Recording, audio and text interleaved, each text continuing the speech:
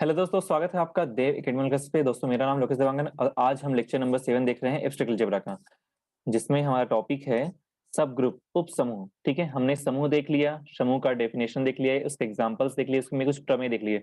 अब हम देखेंगे सब ग्रुप क्या होता है, इसका एग्जांपल और कुछ थ्योरम देखेंगे। सबसे पहले सब ग्रुप क्या होता है, जैसे कि हमारे पास में कोई सबसेट होता है वैसे एक सब ग्रुप होगा। मतलब कोई समूह जी लेंगे, उससे छोटा या फिर उसके अंदर का जो जितने भी एलिमेंट ले सकते हैं उसको लेंगे, उससे हम एक ग्रुप बनाएंगे, उसी को हम कहेंगे सब ग्रुप। जैसे कि हमारे पास में कोई जी स्टार एक ग्रुप है, ठीक है, एक समूह है। ठीक है, जी समूह है तो हम एक सबसेट लेंगे, जी का एक सबसेट लेंगे एच। ठीक है, जी का एक सबसेट लेंगे एच। सेट तो आपको पता होगा, सेट सबसेट आपको पता होगा। तो जी का एक सबसेट लेंगे एच, और ये एच जो है अपने आप में इसी ऑपरेशन स्टार के साथ में क्या होना चाहिए, ग्रुप बनाना चाहिए। ठीक है, तब हम कह सकते हैं कि एच स्टार इज अ सब ग्रुप ऑफ जी स्टार। ठीक है, देखिए इसका डेफिनेशन भी देख लेते हैं। देखिए सब ग्रुप का डेफिनेशन है, एक समूह जी स्टार का एक अतिरिक्त समूह उप समुच्चय एच जी का एक उप समूह कहलाता है यदि, फर्स्ट पॉइंट है, एच संक्रिय स्टार के लिए स्थिर होना चाहिए। मतलब जो ऑपरेशन जी में लगा हुआ है वही ऑपरेशन इस एच में भी लगना चाहिए।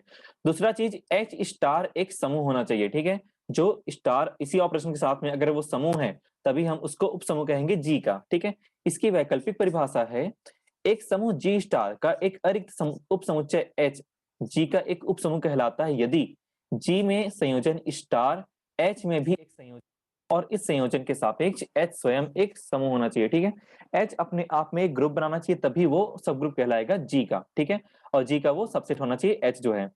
अब देखिए कुछ और डेफिनेशन देख लेते हैं, जैसे उचित और विषम या तुच्छ उपसमूह, प्रॉपर एंड इम्प्रॉपर और ट्रिवियल सबग्रुप्स। तो इसमें ट्रिवियल सबग्रुप किसको किसको कहेंगे, जी स्टार और ई स्टार को हम ट्रिवियल सबग्रुप कहते हैं। जैसे कि जी स्टार भी तो खुद का, जैसे कि जी इज अ सबसेट ऑफ जी कह सकते हैं इसको, तो वही चीज है यहाँ पे। तो इसको भी एक सबग्रुप कह सकते हैं, जी स्टार को एक सबग्रुप कह सकते हैं। दूसरा चीज, एम्प्टी सेट, एम्प्टी नहीं, यहाँ पे आइडेंटिटी एलिमेंट रहते हैं, ये जो है आइडेंटिटी एलिमेंट हो गया, उसके साथ स्टार, मतलब केवल और केवल एक एलिमेंट है वो आइडेंटिटी है। तो जी स्टार और ई स्टार यहाँ पे जो दो यहाँ पे ग्रुप बन रहे हैं उसे हम कहते हैं ट्रिवियल सब ग्रुप कहते हैं, जी का ट्रिवियल सब ग्रुप कहते हैं, तुच्छ उप समूह कहते हैं। ठीक है, ये दोनों होते हैं। ये दो उप समूह जी स्टार के विषम उप समूह या इम्प्रॉपर सब ग्रुप कहलाते हैं, इसको ट्रिवियल भी कहते हैं और इसी को इम्प्रॉपर सब ग्रुप कहते हैं। ये जो दो हमारे पास सब ग्रुप मिले हैं वो क्या क्या कहलाते हैं, इम्प्रॉपर सब ग्रुप कहलाते हैं। इसके अलावा जितने भी सब ग्रुप मिलेंगे वो हम क्या कहेंगे, उसको प्रॉपर सब ग्रुप या फिर नॉन ट्रिवियल सब ग्रुप कहते हैं। ठीक है, देखिए आगे उदाहरण नंबर पहला है कि ई और ओ क्रमशः सम और विषम पूर्णांकों के समुच्चय को निरूपित करते हैं। तो सम पूर्णांकों का योज्य समूह ई प्लस, मतलब ई का मतलब क्या हो गया, इवन सम संख्याएं, ओ का मतलब ऑड विषम संख्याएं। तो ई प्लस मतलब इवन, मतलब सम, 2 4 6 8 सही पूर्णांकों के योज्य समूह आई प्लस। ठीक है, आई मतलब इंटीजर का जो समूह बनता है उसका उचित उप समूह है। ठीक है, उचित उपसमूह है ई प्लस, जो है आई प्लस का उचित उपसमूह है, परंतु ओ प्लस नहीं, क्योंकि ओ प्लस में क्लोजर प्रॉपर्टी सेटिस्फाई नहीं करता। जैसे कि 1 और 3 को अगर ऐड कर दें, किसी भी दो ऑड नंबर को ऐड करने पर वापस से वो ऑड नंबर नहीं प्राप्त होता है, क्या मिलता है हम लोग को, इवन नंबर प्राप्त होता है, मतलब क्लोजर प्रॉपर्टी सेटिस्फाई नहीं करती है। लेकिन अगर किसी भी दो इवन ऐड करें तो वापस से इवन नंबर ही प्राप्त होगा, चाहे कोई भी दो इवन नंबर ले लो।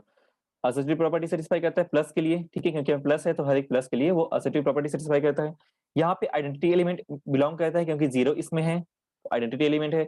इनवर्स क्या हो जाएगा, 2 के लिए -2 इनवर्स हो जाएगा, 3 के लिए 4 के लिए -4 इनवर्स हो जाएगा, मतलब हर एक के लिए इनवर्स एलिमेंट प्राप्त हो रहा है। मतलब कि ये अपने आप में ग्रुप है। ई प्लस जो है इवन नंबर का जो सही पूर्णांक समुच्चय है, सही पूर्णांक समुच्चय का एक उप समूह कहलाता है, उप समुच्चय है। अगर ई जो है आई का उप समुच्चय है तो ई प्लस जो है आई प्लस का एक उचित उप समूह कह सकते हैं उसको। ठीक है, एग्जाम्पल नंबर 2 देखिए, पूर्णांकों का योज्य समूह आई प्लस सभी परिमेय संख्याओं के योज्य समूह का उचित उप समूह है। ठीक है, आई प्लस को हम पहले भी प्रूव कर चुके हैं कि आई प्लस क्या होता है, एक समूह होता है।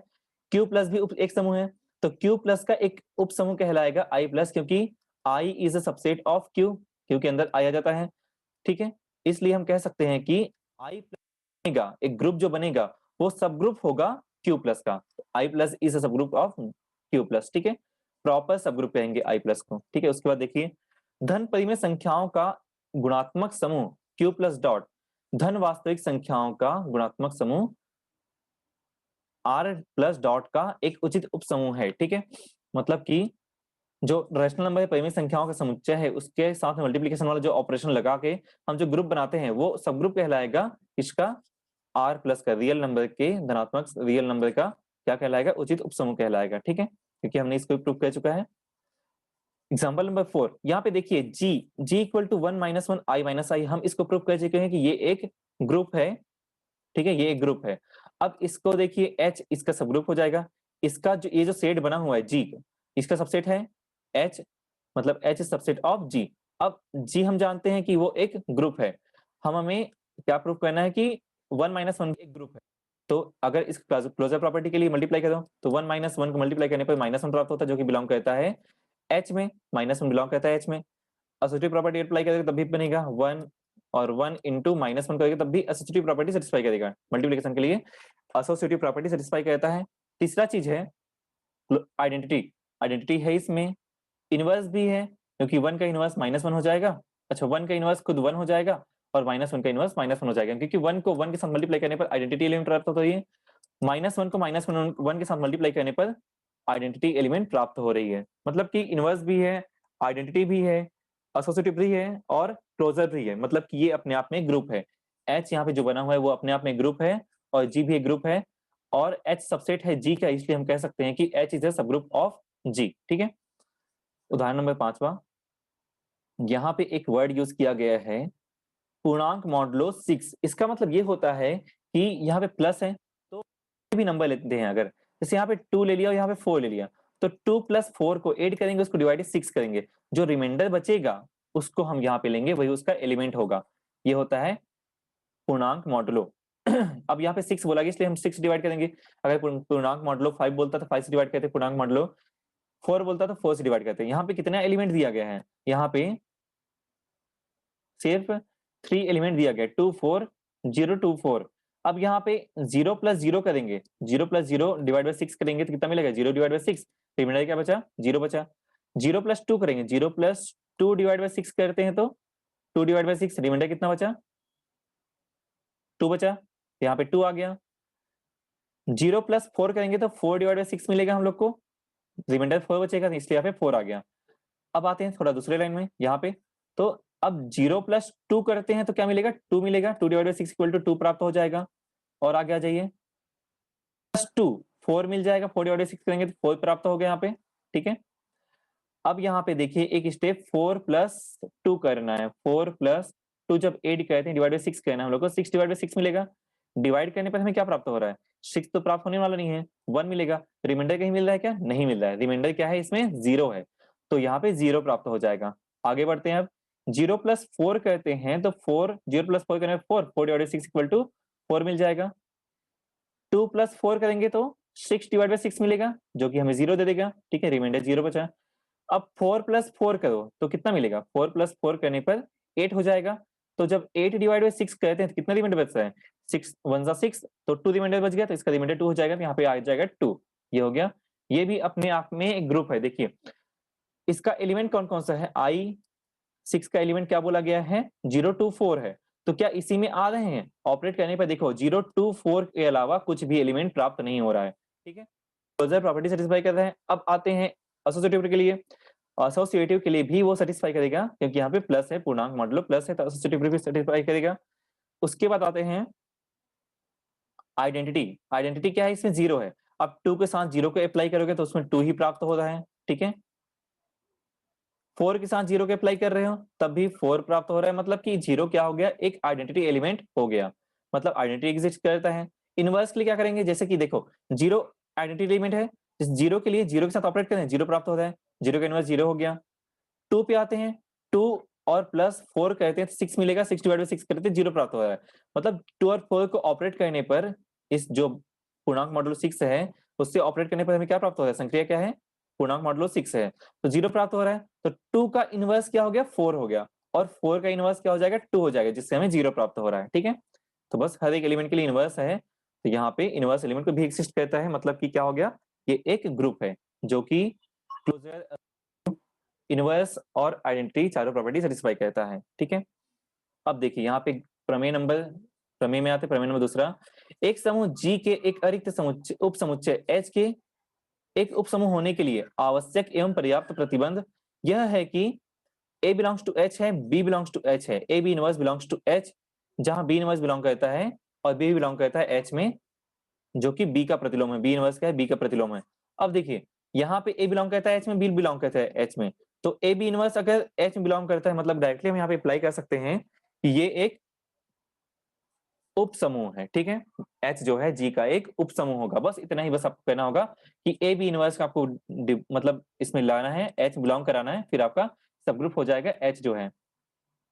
ठीक है, इसको कहते हैं वन स्टेप टेस्ट भी कहते हैं। ठीक है, एक ही स्टेप में हमने इसको प्रूव कर लिया कि वो सब ग्रुप है या नहीं है, वन स्टेप टेस्ट। देखिए, या इसी को इस प्रकार भी दे सकता है क्वेश्चन में आपको, यदि G एक समूह है, H G का एक अरिक्त उप समुच्चय है, तो H G का उप समूह होगा यदि और केवल यदि A बिलोंग्स टू H और A B inverse belongs to H, जहां B इनवर्स B का प्रतिलोम अवयव है। तो यहाँ पे क्या करना है आप लोग को, पहले आपको H को G उप समूह होगा ये प्रूव करना है, और उसके बाद में A B इनवर्स से हमें क्या प्रूव करना है, A B इनवर्स प्रूव करना है जो कि बिलोंग करता है H में। तो अगर यदि उप समूह होगा तो A B inverse belongs to H करना है, और A B inverse belongs to H है तो उप समूह प्रूव करना है। ठीक है, यही सब करना है आपको यहाँ पे। देखिए, सबसे पहले प्रतिबंध की आवश्यकता, दस कंडीशन इज नेसेसरी, मतलब कि हम क्या लेके प्रूव कर रहे हैं, H G का उप समूह है, मतलब यहाँ पे H G का उप समूह होगा तो अब हमें A B inverse belongs to H कराना है। ठीक है, तो देखिए A बिलोंग करता है H में, हमने सपोज कर लिया, B बिलोंग करता है H में। अब H का प्रत्येक अवयव, और यहाँ पे क्या बोला कि H G का एक उप समूह है, इनवर्स तो बिलोंग करेगा ही करेगा। तो अब H प्रत्येक अवयव का प्रतिलोम रखता है, क्योंकि H क्या है, एक उप समूह है, स्वयं एक समूह है, इसलिए प्रतिलोम तो रखेगा ही रखेगा। तो अगर H B बिलोंग करता है H में, तो B इनवर्स भी बिलोंग करेगा H में, इनवर्स एलिमेंट तो एग्जिस्ट करना चाहिए किसी भी ग्रुप में। तो H गुणन के सापेक्ष अर्थात G में संयोजन के सापेक्ष संवृत्त होना चाहिए, क्लोजर होना चाहिए, मतलब कि A into B inverse equal to H होना चाहिए। ठीक है, अब यहाँ पे दो एलिमेंट है, एक पहला element A belongs to H हो गया, दूसरा element B inverse belongs to H हो गया, और कि कोई भी ग्रुप क्लोजर प्रॉपर्टी सेटिस्फाई करता है, तो यहाँ पे A B inverse A into B, ये कोई एलिमेंट हो गया, ये कोई एलिमेंट हो गया, दोनों एलिमेंट को मल्टीप्लाई किया जाए तो वो H में बिलोंग करेगा, मतलब कि ये यहाँ पे ये सेटिस्फाई हो गया, A B inverse belongs to H। हमने क्या प्रूव किया, H को उप समूह लिया G का और हमने प्रूव कर दिया A B inverse belongs to H, तो दिया हुआ प्रतिबंध संतुष्ट होता है। अब हम उल्टा प्रूव करेंगे। ठीक है, अब हम इसी को उल्टा प्रूव करेंगे कि अगर आपके पास में A B inverse belongs to H है तो हम इसको H को ग्रुप प्रूफ करेंगे। ठीक है, देखिए, और ग्रुप होने के लिए क्या होना पड़ेगा, चार प्रॉपर्टी सेटिस्फाई करनी चाहिए। प्रतिबंध की पर्याप्तता, द कंडीशन इज सफिशिएंट, इसके लिए सबसे पहले हमें क्या लेना है, H समूह G का एक अरिक्त उप समुच्चय, सिर्फ उप समुच्चय, अभी उप समूह नहीं है। ठीक है, और हमें हमारे पास क्या है, A बिलोंग्स टू H है, B बिलोंग्स टू H है, और A B inverse belongs to H है, ये इंप्लाई करता है। तो हमें सिद्ध कहना है कि H G का एक उप समूह है, इसे दर्शाना होगा कि H समूह है, H को हमें समूह प्रूफ करना है। ठीक है, इसलिए B अगर बिलोंग करता है H में, B इनवर्स भी बिलोंग करता है H में, ये हमें प्रूफ करना है। तो तत्समक की उपस्थिति, सबसे पहले तत्समक देख लेते हैं। तत्समक कैसे निकालते हैं, ये हमारे पास कोई तत्समक एलिमेंट होने चाहिए, अगर वो ग्रुप है तत्समक एलिमेंट होना चाहिए। तो अगर A इनवर्स A बिलोंग करता है H में, A इनवर्स बिलोंग करता है H में, ठीक है, A बिलोंग करता है H में, और A इनवर्स बिलोंग करता है H में, तो A into A inverse belong करेगा H में। ठीक है, A into A inverse belong करेगा H में। ठीक है, प्रतिबंध नंबर 1 से, प्रतिबंध नंबर 1 से, प्रतिबंध क्या है, ये वाला है ना, तो A बिलोंग करता है इसमें, हमने उसको भी A ले लिया क्योंकि ये दिया हुआ है हमारे पास में ना, ये दिया हुआ है। A इनवर्स करने पर हमें क्या प्राप्त हो गया, E प्राप्त हो गया, A into A inverse E प्राप्त हो गया, जो कि बिलोंग करता है इसमें। अतएव तत्समक E जो है H का एक अवयव है, ये H है ना, H का एक अवयव है, ये हो गया। प्रतिलोम की उपस्थिति के लिए मान लो A H का कोई अवयव है, प्रतिबंध नंबर 1 से, इसी प्रतिबंध से हम लेते हैं प्रतिलोम के लिए। E तो आपके पास में है, A भी है, तो E into A inverse belong करता है H में, तो A इनवर्स भी बिलोंग करेगा H में, क्योंकि यहाँ पे क्लोजर प्रॉपर्टी सेटिस्फाई कर रहा है इसकी वजह से। ठीक है, इसलिए यहाँ पे आ गया into A inverse equal belongs to H, A inverse belong करेगा H में, अतः H का प्रत्येक अवयव प्रतिलोम रखता है। क्लोजर तो ऐसे ही प्रूफ हो जाएगा। देखो, A B बिलोंग करता है H में, B बिलोंग करता है सबसे पहले B इनवर्स में। ठीक है, हमने मान लिया कि A B belongs to H है, B बिलोंग करता है H में, B इनवर्स भी बिलोंग करेगा H में। ठीक है, A B बिलोंग करता है H में, तो B इनवर्स यहाँ पे बिलोंग करता है H में। अब हमने इसको कुछ चेंज कर दिया कि अगर यहाँ पे ऐसा कर सकते हैं कि इसको मिटा कर देते हैं। ठीक है, अगर A B बिलोंग करता है H में और B इनवर्स एच में, तो यहाँ पे ए को ले लिया, यहाँ पे बी इनवर्स ले लिए, ठीक है। दोनों को अप्लाई करने पर हमें क्या मिल जाएगा, A B inverse whole inverse हो जाएगा, ठीक है। क्योंकि हमें ए बी इनवर्स पता है, हम दो एलिमेंट ले रहे हैं, ए और बी इनवर्स ले रहे हैं, दोनों को मल्टीप्लाई करने पर ए बी इनवर्स का होल इनवर्स हो जाएगा, सेकंड एलिमेंट का इनवर्स हो जाएगा, ठीक है।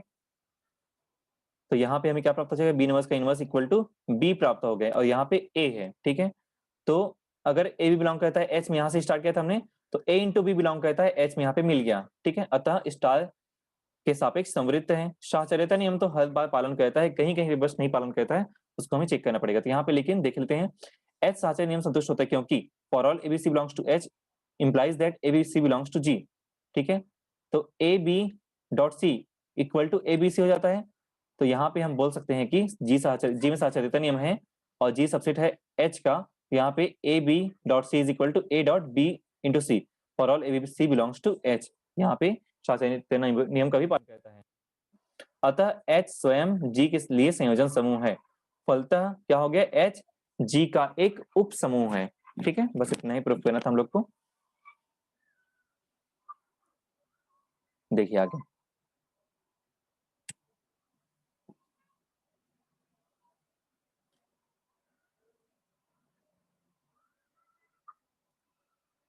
परिमित कॉम्प्लेक्सों की स्थिति में निष्कर्ष, ठीक है।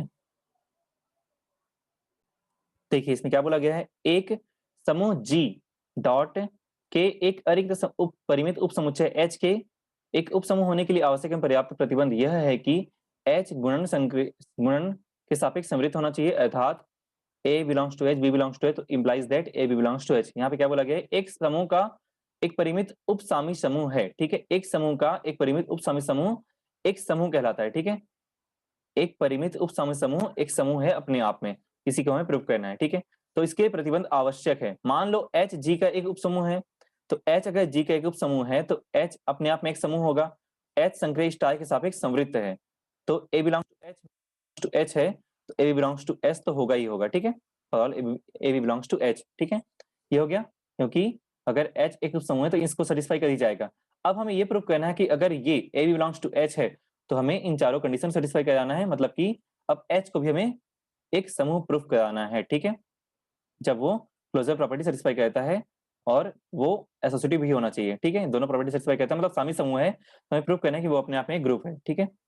तो प्रतिबंध पर्याप्त है। मान लो H एक समूह G का एक अरिक्त उपसमुच्चय, अरिक्त परिमित उपसमुच्चय इस प्रकार है कि A बिलोंग करता है H में, B बिलोंग करता है H में, तो A बिलोंग करना चाहिए H में। इससे हमें प्रूफ करना है कि H G का एक उपसमूह है, इसलिए हमें दर्शाना होगा कि H एक समूह है, ये प्रूफ करना है हम लोग को।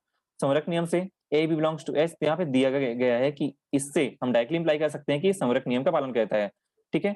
और एसोसिएटिव भी बोला गया है, जब दोनों प्रॉपर्टी सेटिस्फाई करती है तब हमें क्या प्रूफ करना है, इसको ग्रुप प्रूफ करना है, ठीक है। हमें इसे ग्रुप प्रूफ करना है। साहचर्यता के लिए भी B C belongs to H है, तो जी से साहचर्यता से क्या हो जाएगा, एच में A B dot C is equal to A B dot C, ठीक है। यहाँ पे for all A B C belongs to H. तो आपको मेन क्या है, इनवर्स और आइडेंटिटी निकालनी है। तत्समक की उपस्थिति, इसके लिए मान लो E G का तत्समक है, दिए हुए प्रतिबंध से A बिलोंग करता है H में, B और A बिलोंग करता है H में, दोनों को मल्टीप्लाई कर दिया जाए तो क्या मिल जाएगा, A square equal to A into A, जो भी बिलोंग करेगा H में, A क्यूब भी बिलोंग करेगा H में, A टू द पावर 4 भी बिलोंग करेगा H में। मतलब कि अगर इसी प्रक्रिया को जारी रखा जाए तो इस प्रकार आगे बढ़ सकते हैं। तो ये H के अवयव हैं, को सूचित करते हैं। A बिलोंग्स टू H है, ठीक है। यदि A बिलोंग्स टू H है तब ये सभी होंगे उसमें, परंतु H एक परिमित समुच्चय है, ठीक है। H भी क्या है, एक परिमित समुच्चय है, क्योंकि हमने शुरुआत में लिया था। परिणामतः ये सभी अवयव भिन्न भिन्न नहीं है, ठीक है। ये सभी अवयव भिन्न भिन्न नहीं है, अर्थात अवयवों के इस संग्रह में पुनरावृत्ति होनी चाहिए। यदि वे सभी भिन्न भिन्न हैं तब H एक परिमित समुच्चय नहीं होगा। अगर सारे एलिमेंट अगर भिन्न भिन्न होंगे तो वो परिमित समुच्चय नहीं होगा, ठीक है। क्योंकि अगर हर एक एलिमेंट भिन्न भिन्न हो जाए मतलब इनफाइनाइट हमें प्राप्त हो जाएगा, अनंत समुच्चय मिल जाएगा। लेकिन यहाँ पे नहीं बोला गया है, यहाँ पे परिमित समुच्चय बोला गया है, अपरिमित समुच्चय नहीं बोला गया है, ठीक है। अतः कुछ धन पूर्णांकों R, हम R ले लेते हैं, ऐसा R लेते हैं जो कि S से छोटा होगा। S कोई H का कोई एलिमेंट है, a to the power S जो है, तो S से हमने छोटा कुछ ले लिया R, ठीक है। S से बड़ा एक R ले लिया जो उससे भी क्या बड़ा होगा, उससे भी बड़ा एलिमेंट मिलता है कि नहीं मिलता करके, ठीक है। R जो है बड़ा होगा S से, तो यहाँ पे a to the power is equal to a to the power S हमने ले लिया। अब दोनों साइड में हमने a to the power minus s से मल्टीप्लाई कर दिया, तो यहाँ पे a to the power r into a to the power minus s, यहाँ पे भी a to the power s into a to the power minus s हो गया।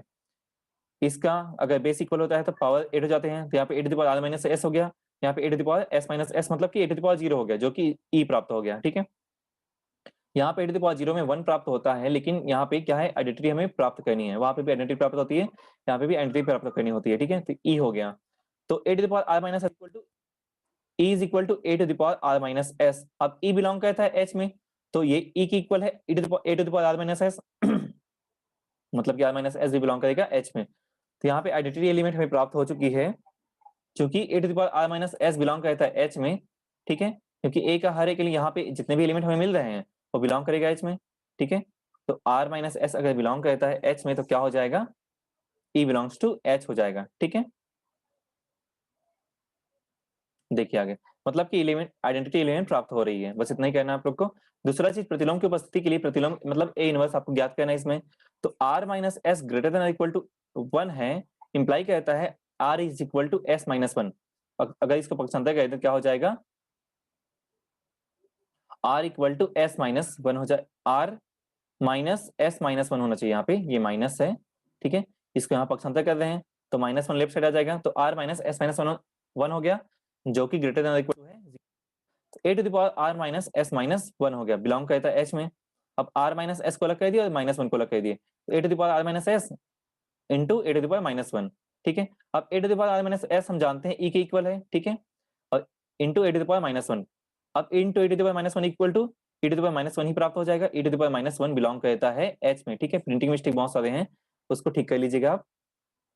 तो A to the power minus 1 belong कर गया h में, मतलब कि a बिलोंग करता है h में और a इनवर्स बिलोंग करता है h में, मतलब उसका प्रतिलोम हमें मिल गया, हर एक अवयव के लिए प्रतिलोम मिल गया, अर्थात h का प्रत्येक अवयव प्रतिलोम है। ठीक है, अब खुद का प्रतिलोम है। ठीक है, a इनवर्स, a का इनवर्स क्या हो गया, इनवर्स हो गया, खुद का प्रतिलोम है, अतः h g का एक उपसमूह है, क्योंकि प्रतिलोम भी मिल गया, यहाँ पे आइडेंटिटी मिल चुकी है, यहाँ पे हमें संवरक और साहचर्य मिल चुके हैं। ठीक है, मतलब चारों प्रॉपर्टी सेटिस्फाई कर दी है, मतलब कि हमें प्राप्त हो गया ग्रुप, मतलब कि H एक सब ग्रुप है G का। ठीक है, तो फ्रेंड्स लेक्चर में बस इतना ही। अगर आपको वीडियो अच्छी लगी हो तो लाइक जरूर कीजिएगा। ओके, थैंक यू, मिलते हैं नेक्स्ट वीडियो पे, thank you so much, good bye.